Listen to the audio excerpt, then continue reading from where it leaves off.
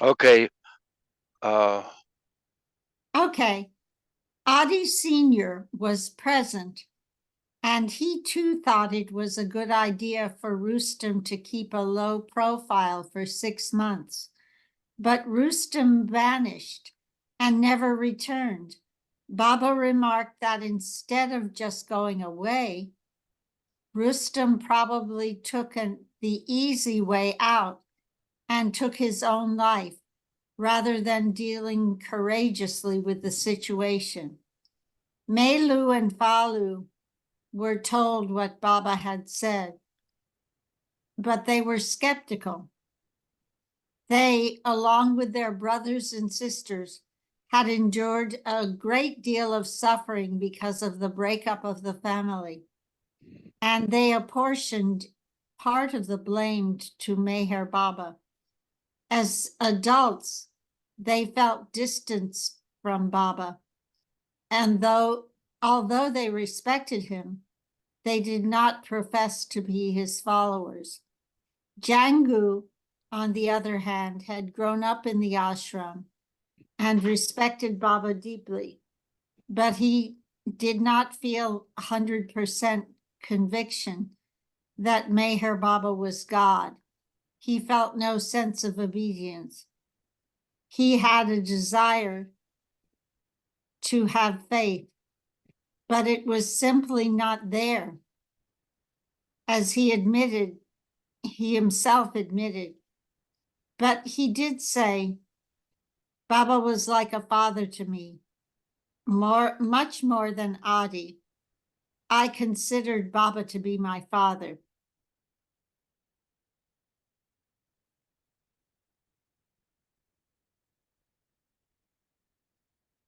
Despite the unfortunate demise, despite his unfortunate demise, Mara's brother-in-law was a great lover of Baba's.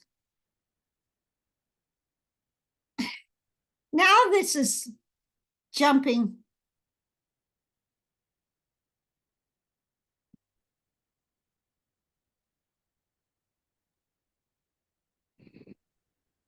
I don't know where I am. This is page 291, I think. Yes. Melu and Falu. And whatever Melu and Falu thought of Baba, he had always loved them.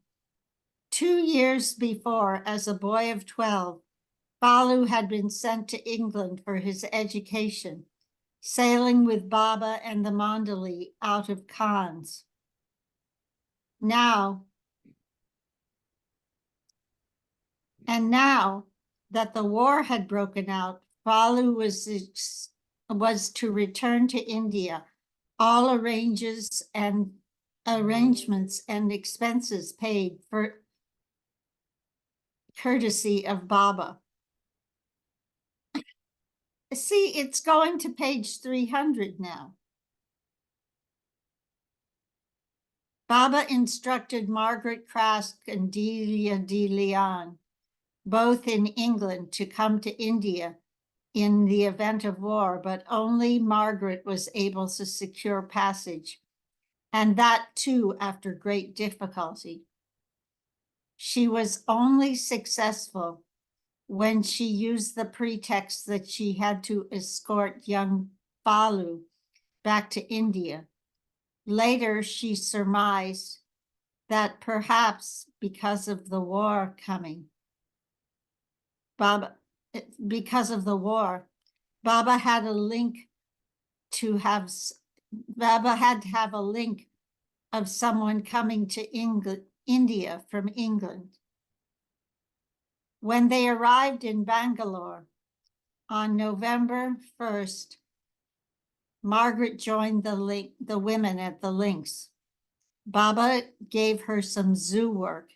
She was to look after 2 black Labrador puppies, Sunny and Bunny, who had distemper. Mara remembered the puppies. From our bedroom window, we could hear them wailing and crying. but later they were all right. Balu stayed with Adi Sr. and Dolly in their bungalow, but was allowed to use Baba's own bedroom at the Links to study. Taken out of the British boarding school, and brought back to where his father had disappeared and would never be seen again. His mother was in a state of emotional collapse. Balu, after all, had been reading a lot lately, according to Mehera. And there's Balu.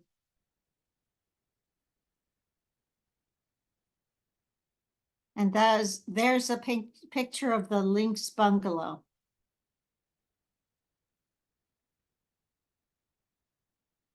I'm sorry, this is just not very well organized.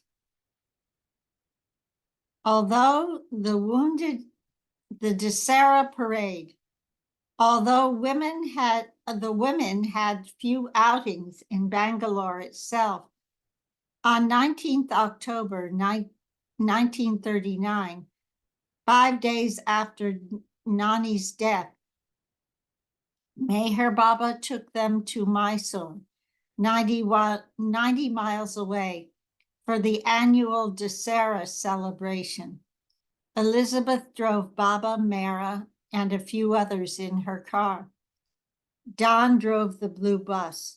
They all stayed at Yelwal Bungalow, which was like a palace. Despite having suffered previously through Mysorean Maya, Baba liked Mysore, Mehera recalled. And there was a good Maharaja there. He loved beautiful parks and nice things, and he had provided electricity and water to every village.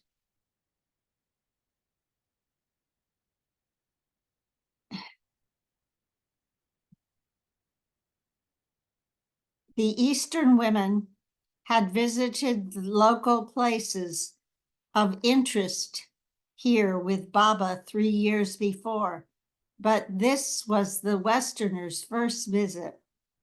The day after they arrived, Baba took them to the zoo in the morning. And Irene was especially delighted with by the white rabbits. That evening, they went to Krishna Raja Sagar Reservoir and Brindavan Gardens to see the waterfalls lit by colored lights that Mehera had admired before. The following evening, they drove to Chamundi Hill and saw a temple with a huge Nandi bull statue. From the summit, they could see the twinkling lights of the city. Afterwards, they drove to the Maharaja's Mysore Palace and took a drive around the city and went to an exhibition at 9 p.m. The museum in Mysore was always crowded, so Narina requested management to permit Baba to pay a private visit. Because of her work and the Universal Spiritual Center, the Diwan, Sir Mirza Ismail, had met Narina previously and arranged through his influence an outing was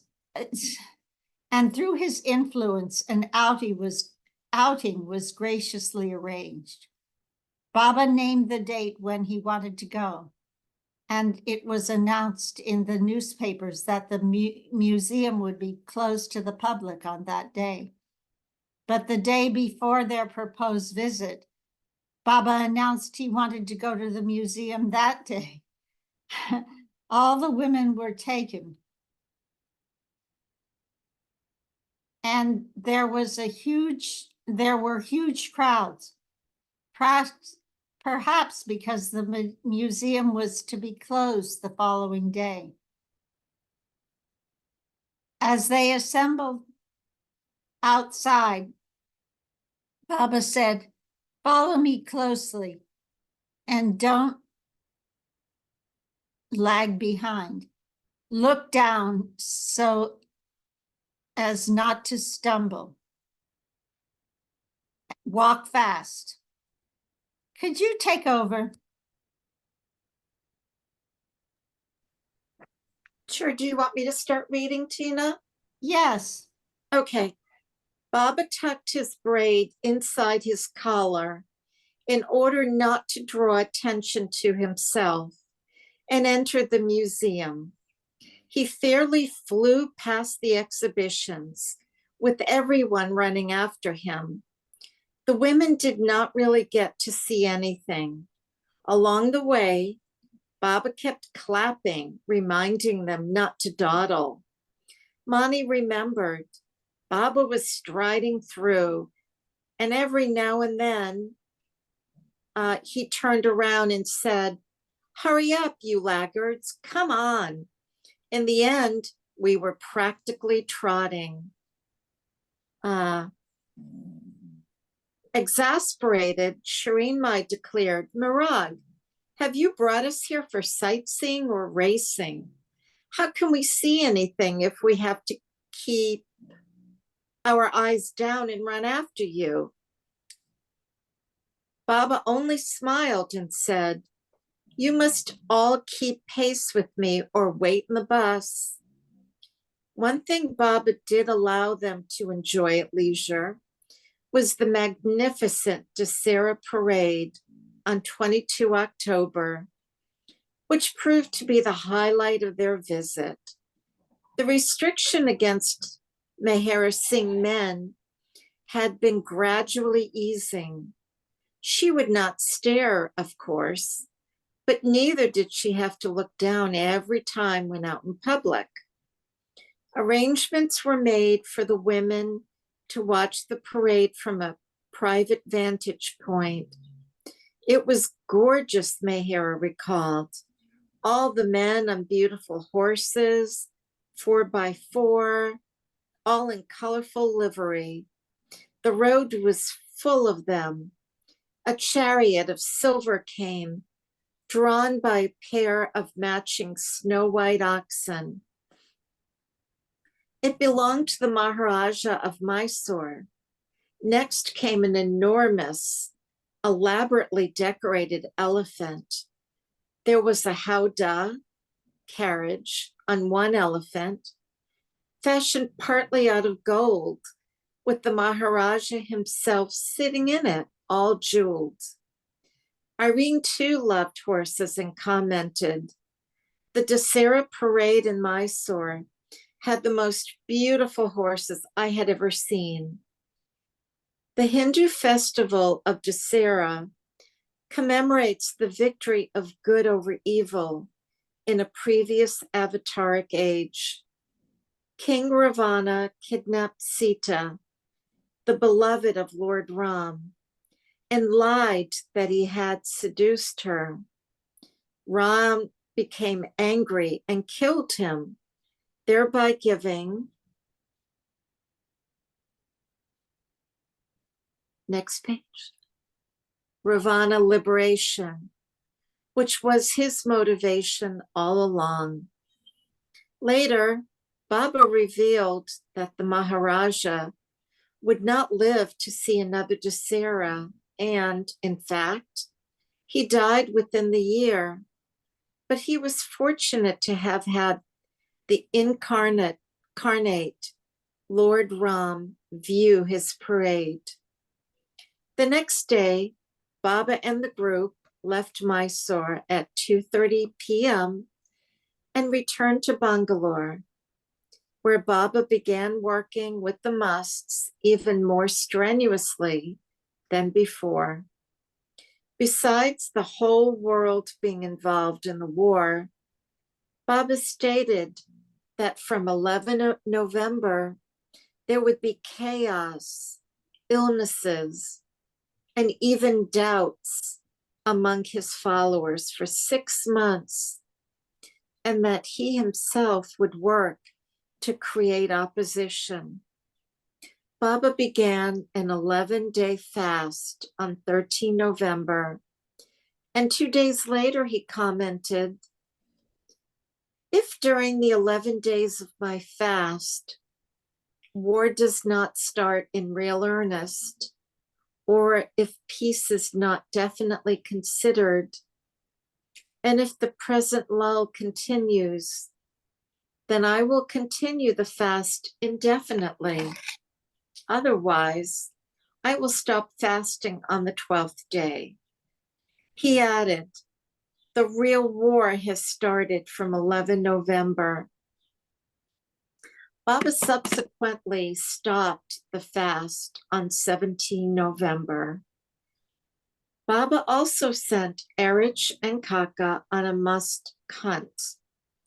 They were gone for 11 days, and although they contacted some musks, none were willing to return to the ashram in Bangalore.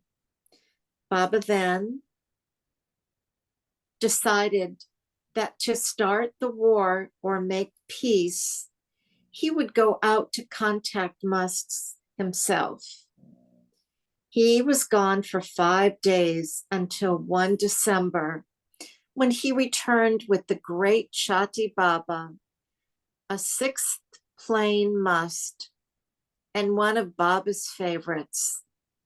Although Baba was fully occupied with must work, besides having his meals with the women, he usually spent the evenings with them from 7 to 8:30 p.m. An elaborate, groundbreaking ceremony was held for the Universal Spiritual Center on 17 December. It was well attended, with about 4,000 people participating, including important government officials. Lovers came from all over India, but from the women's side, only Narina, Elizabeth, and Nadine went, since they were the most directly involved. The center served to focus the public's attention on Baba, and afterwards, he began giving public darshan for 2 hours a day at the links. Mehera was never taken to the Bhaira Mangala property, but on the way from Bangalore to Mysore, when Baba was with her in Elizabeth's car, he had pointed out the road that went to the proposed center. We didn't go there, as it was off the road. We only saw the road leading to the property between the trees. Narina, Nadine, and some of the men Mandali decided that I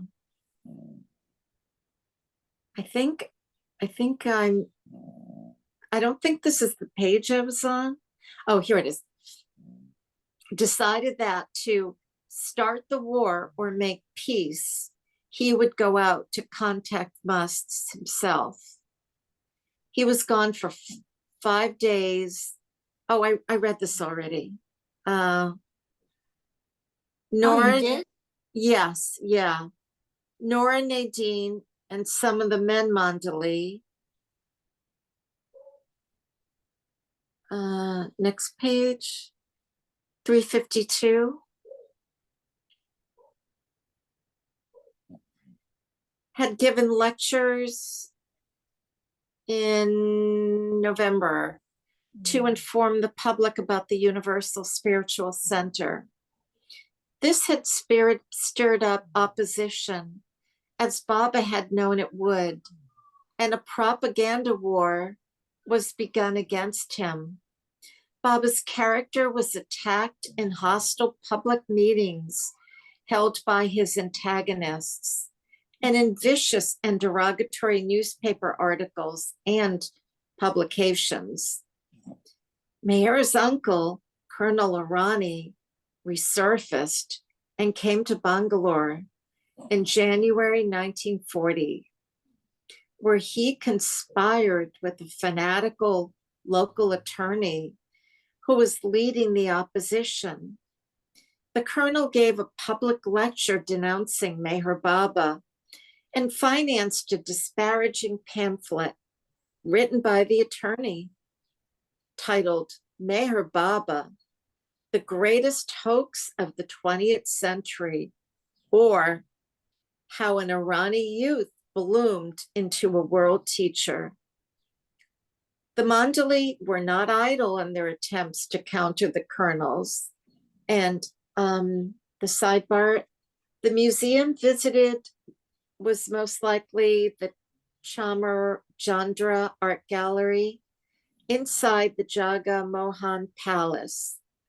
Years later, Mani thought this incident might have occurred at the zoo, but Mehera and others remembered it as being at the museum. So much kept happening, Mani explained. Someone who came to Baba for a few days, remembering every detail clearly,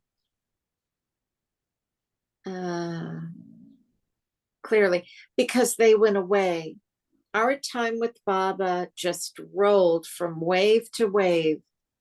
It is very difficult to remember everything. After the war was declared, nothing much happened. Hardly a shot had been fired. The German man in the street was beginning to call it the sit-down war, Sitkrieg, as opposed to the mechanized blitzkrieg that had overrun. Next reader. Yeah. Eugene, could you jump in? Sure. Sitzkrieg, as opposed to the mechanized blitzkrieg that had overrun Poland. In the West, it would soon be dubbed the quote-unquote phony war.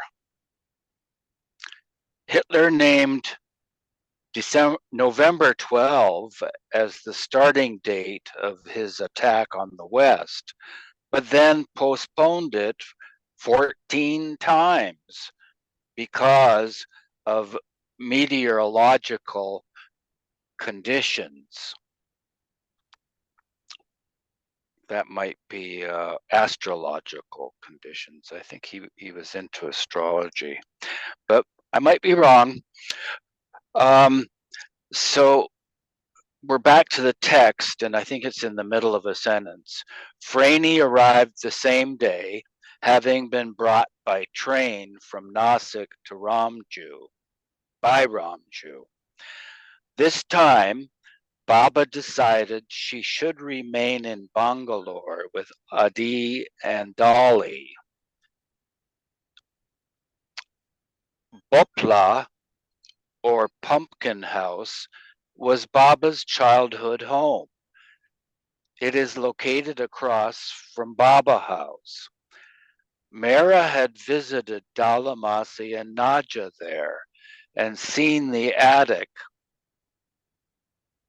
where Baba had stayed during the initial period of his coming down to normal consciousness. So,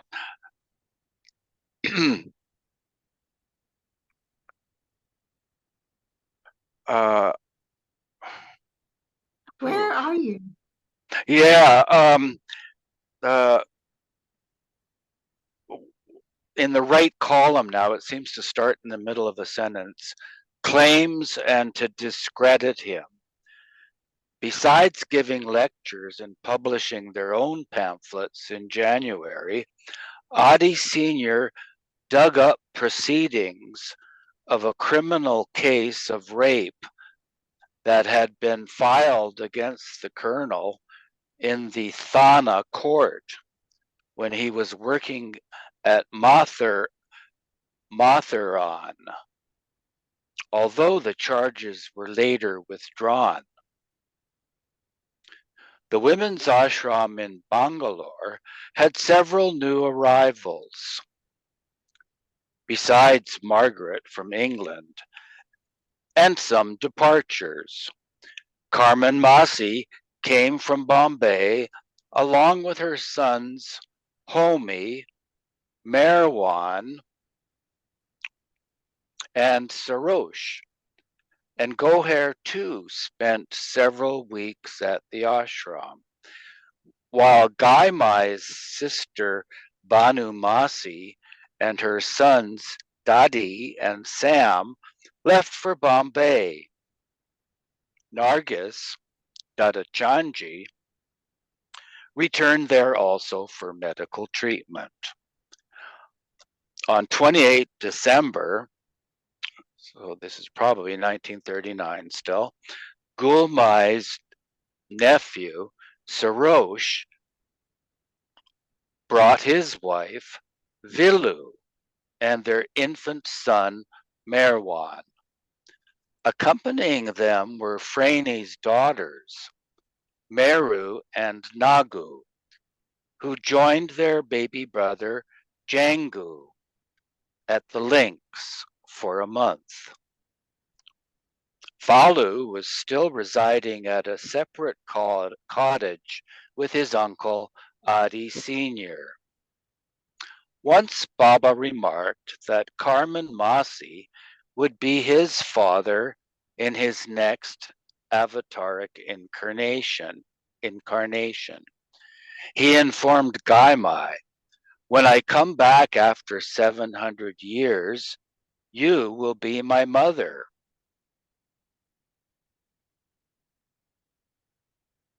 On hearing this, Shireen Mai exclaimed, "Never be the Avatar's mother. It is a miserable existence. Haven't you seen my plight? How outsiders insult me and do not let me live in peace?" Chanji had been helping Shireen Mai. Whoops. Oops.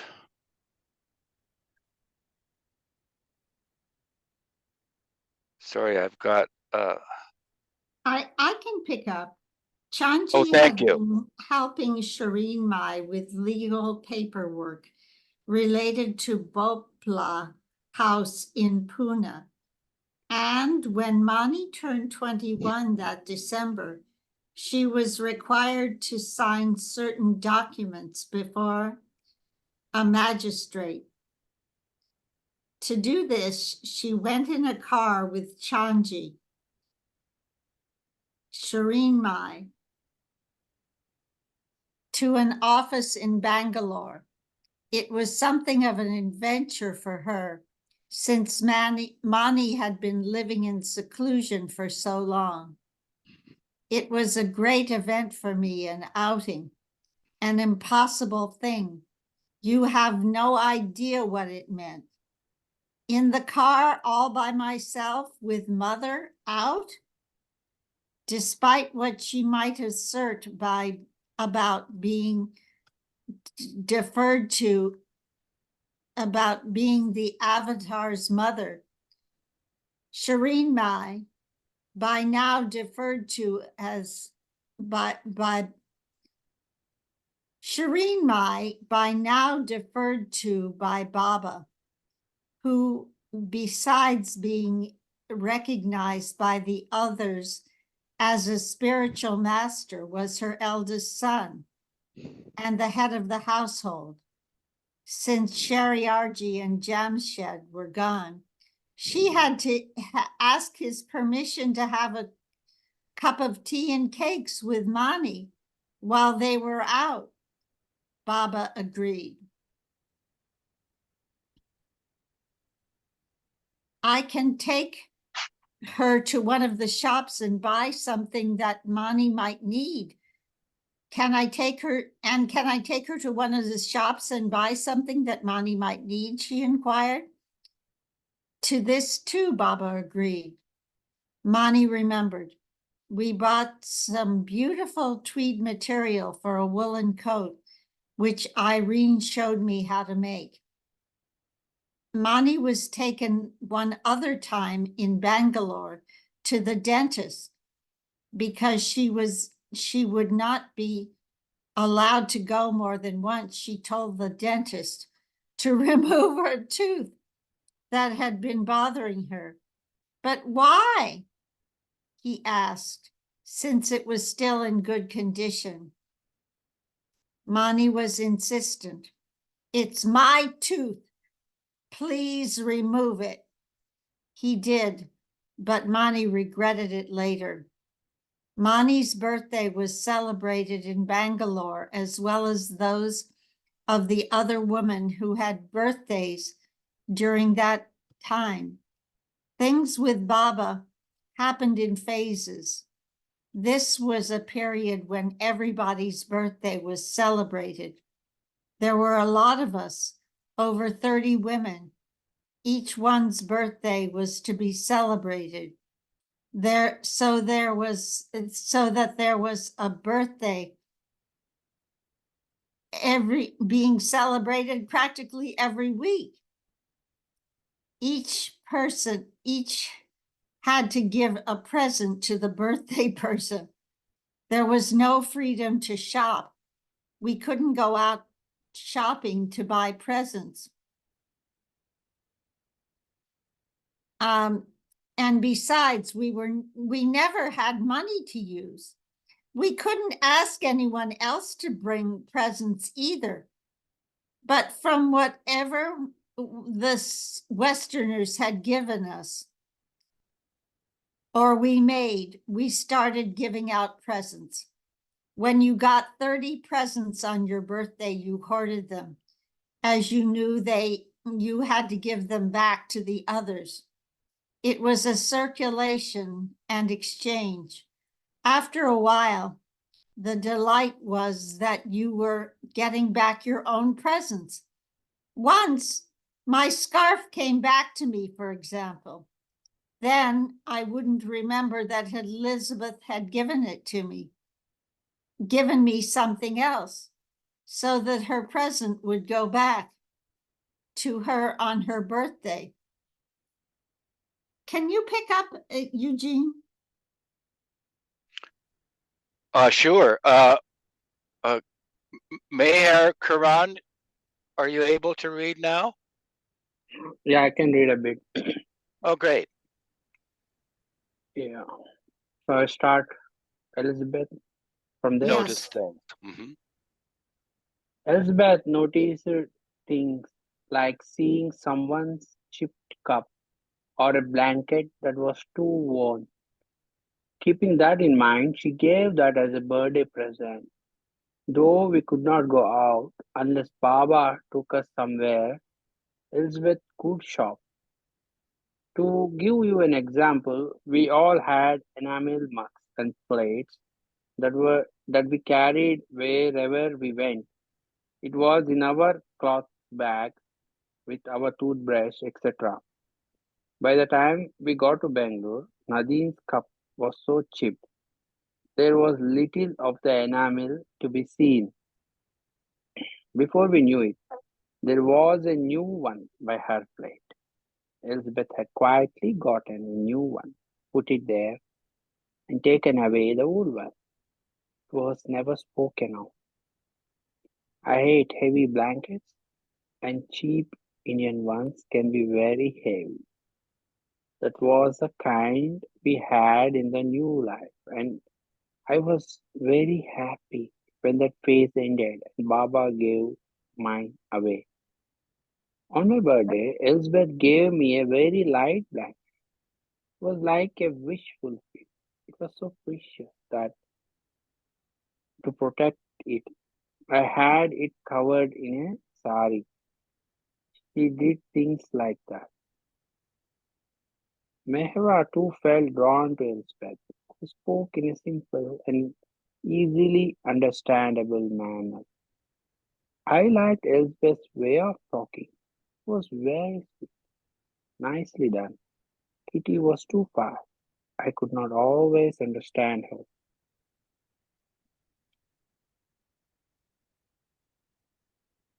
Money added, Kitty always said fantastic things that breezed right over it. Kitty always said fantastic things, then breezed right over it. Ranu would say, "Now wait a minute, Kitty." But Kitty never admitted she was, just sailed right through it. Continuing on the topic of Elizabeth, Money commented, "Never once in all the years that we were with Baba have we heard Elizabeth say no to anything Baba asked of her. Not once. Elizabeth was such a down to earth person, a businesswoman from the worldly point of view, a very stable person. She never called Baba darling like Norina. It was always, "Yes, Baba dear," no matter how impossible it might seem. Mani's birthday was celebrated on 12th December that year. Both the man and woman were served a special lunch with ice cream for dessert. In the afternoon, Don drove Baba and the woman in the blue bus for another visit to Lal Bagh. Elspeth found it difficult to be bright and cheery early in the morning, which was the time we had to all be up. She could not focus. At times, from sheer helplessness, she would weep, but she never said no. She always did it.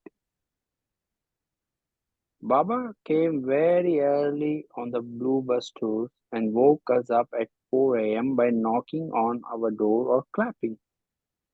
He never touched us or shook us awake. Elizabeth always had trouble getting up. Baba would say to her after a bit, "Now it's late, come on, get up. The others are already having their tea, and you haven't even washed your face yet." Elizabeth would slowly change out of her dressing gown, saying, "Don't hurry me, Baba dear, I'm coming." Kitty made Elizabeth so mad, because not only would she wake her up when Elizabeth could see it was pitch black outside, but Kitty always told her the time, which only made it worse for Elizabeth. At least, if she did not know how early it was, she could somehow manage. That was awful. Money remembered one scene in particular of Elizabeth in the early morning on the Blue Bus tour. Rano was in charge of the luggage. After every stop, she loaded their suitcases and bedding rolls inside, on, and on top of the bus. One morning in Lonavala in 1942, the bedding rolls were tied and stacked in the hall, waiting for Rano to have them put on the bus. Kitty was rushing back and forth, giving a last-minute cup of tea to various ones. Elsbeth was sitting with her cup of tea on a bedding roll. Money was coming and going. Baba went past us from one room to another, walking with the alphabet board under his arm. I think we'll stop there. So we're up to 428. Okay.